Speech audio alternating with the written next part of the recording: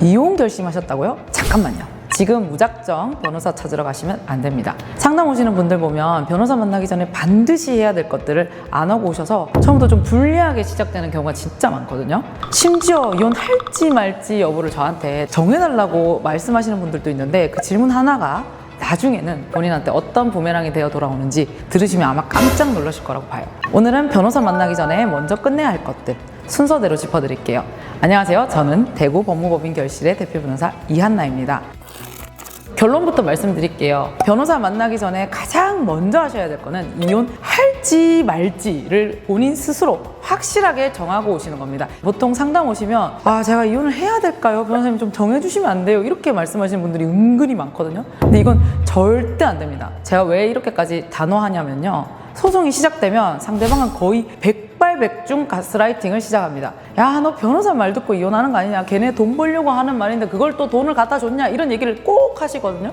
본인이 진짜 헷갈리는데 변호사가 하자고 해서 했다면 이 말에 흔들릴 수밖에 없거든요. 근데 실제로 변호사님이 시켜서 한 거잖아요. 이 한마디에 1년 동안 끌고 열심히 일해서 갖고 온 결심들이 흔들리는 분들 진짜 저는 많이 봤거든요. 그래서 이혼할지 말지는 무조건 본인이 결정하는 겁니다. 변호사는 그 결정을 옆에서 도와주고 거기에 대한 정보를 주는 사람이지 이걸 대신 정해주는 사람이 절대 아니거든요. 이 부분 꼭 기억해 주셨으면 좋겠습니다. 자, 결심을 굳히셨다면 두 번째로 하셔야 될 게 바로 사실관계를 시간 순서대로 정리하는 일입니다. 이게 의외로 정말 중요하거든요. 결혼 생활 동안 무슨 일이 있었든지 결정적인 사건이 언제 일어나서 이것 때문에 왜 이혼을 결심했는지는 변호사도 절대 알 수가 없어요. 오직 본인만 아는 거죠. 그래서 시간 순서대로 적어 오시면 제가 이 정도면 판사님께서 이혼 청구를 들어주실 것 같다. 혹은 이 부분에서는 좀 입증이 부족하겠다. 판단을 정확하게 해드릴 수가 있습니다. 그리고 그 사건들의 증거를 꼭 같이 상담하실 때 가지고 오셔야 됩니다. 막연하게 남편이 바람 피웠는데 제가 이런 걸로 알고 있어요 라고 말씀하실 게 아니고 거기에 대한 증거는 제가 갖고 있는 건 이거예요 라고 말씀을 해주셔야지 진짜 제대로 된 전략이 나올 수 있거든요. 그리고 세 번째 가장 중요한 재산 파악입니다. 어떻게 보면 제일 중요하거든요. 이혼 소송의 핵심은 결국 재산 분할이니까요.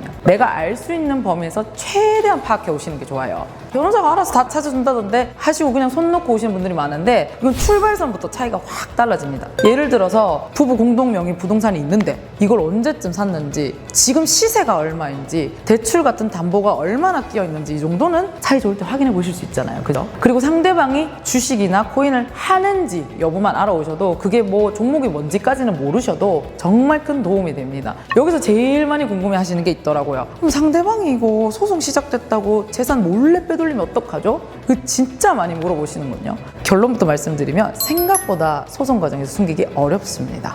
이혼 소송이 시작되면 법원에서 재산 명시 명령이라는 걸 내려주거든요. 쉽게 말해 재산이 뭐가 있는지 솔직하게 다 다 적어내라 라고 명령하는 제도죠. 본인 이름으로 직접 인증서 로그인해서 조회해야 하는 항목들이 크게 4가지예요. 부동산, 예금, 주식, 보험. 이 4가지는 거의 다 내 명의로 되어 있는 건 드러난다고 보시면 돼요. 이거 차명 계좌로 빼돌리면 내가 찾지 못하는 거 아닌가요? 비트코인은 추적 안 되지 않나요? 이런 질문 정말 많이 받는데요. 요즘에는 코인이나 주식도 거래소에 조회를 다 따로 넣습니다. 그러면 거래 내역까지 싹 다 나옵니다. 누구한테 얼마를 보냈는지까지 다 알아볼 수 있어요. 게다가 계좌 거래 내역도 저희가 동시에 들여다보기 때문에 통장에서 갑자기 막 5억이 빠져나갔어요. 이거 어디 갔어? 소명해야 되거든요. 결국 빠져나간 돈은 다 추적이 되는 거죠. 마지막으로 제가 진짜 좀 어디서도 말씀 못 드린 현실적인 얘기 하나만 더 드릴게요. 변호사 선임비만 준비하면 끝이라고 생각하시는 분들이 많은데 사실 그게 아니거든요. 소송이 시작되면 상대방이 생활비를 다 끊는 경우가 진짜 많습니다. 뭐 하다못해 정수기 비용도 난 못 내주겠다 이렇게 하는 경우들도 있거든요. 카드 쓰고 내가 생활하던 그 수준이 한순간에 다 막히게 되는 거죠. 그래서 법원에서 중간에 양육비를 사전 처분을 인정을 해줘도 그게 이전 생활을 다 감당할 만큼 넉넉한 금액은 솔직히 아니거든요. 그래서 변호사 비용 다 내고 나면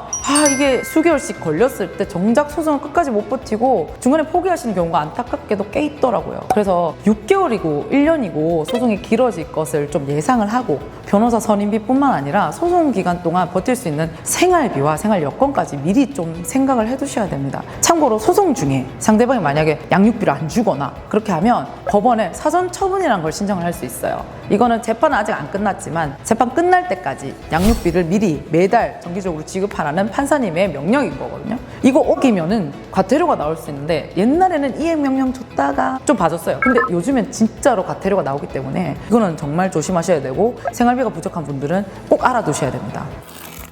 제가 오늘 말씀드린 걸 짧게 정리하면 첫 번째, 이혼할지 말지는 변호사가 아니라 본인이 확실하게 정하고 오기. 두 번째, 사실관계를 시간 순서대로 내가 가진 증거와 함께 정리하기. 세 번째, 부동산이든 금융자산이든 상대방의 재산을 최대한 파악해 놓기.